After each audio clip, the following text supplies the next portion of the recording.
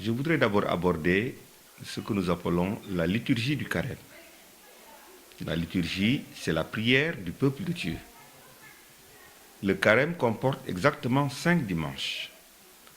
Et chaque dimanche est un thème pour à la fois le peuple de Dieu et restaurer la foi du peuple de Dieu à travers une thématique. Et deuxièmement, c'est pour donner aux catéchumènes, c'est-à-dire ceux qui se préparent au baptême, à la veille pascale, ce qu'on appelle les dernières catéchèses ou les derniers enseignements. C'est ainsi que les 5 dimanches du carême, généralement, sont ordonnés de la façon suivante. Le premier dimanche du carême, nous avons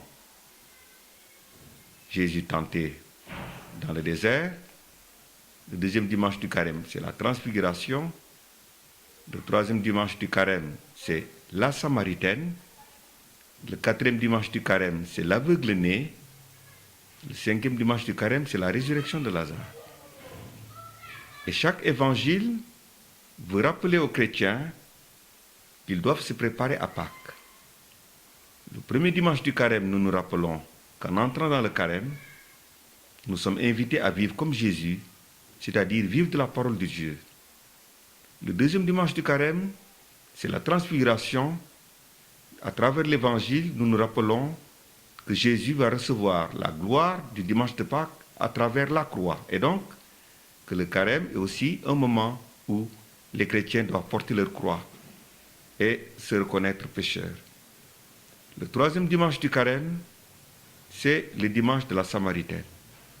Jésus, en demandant de l'eau à la Samaritaine, nous invite à découvrir qu'il est la source d'eau vive et que cette eau vive, nous la recevons par le baptême.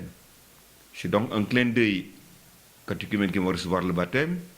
En même temps, c'est un clin d'œil à ceux qui sont déjà baptisés pour qu'ils puissent renouveler dans leur vie les vœux de leur baptême.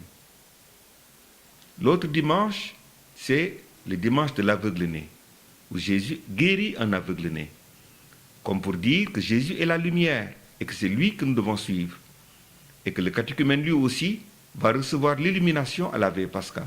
Enfin, le cinquième dimanche, dernier dimanche de carême, c'est la résurrection de Lazare, comme pour montrer que, en ressuscitant, Jésus lui-même, il est à la fois notre résurrection et le cœur de notre foi, c'est le mystère pascal, c'est-à-dire la mort et la résurrection que l'on va célébrer dans la semaine qui suit à travers le dimanche de Rameaux jusqu'au dimanche de Pâques.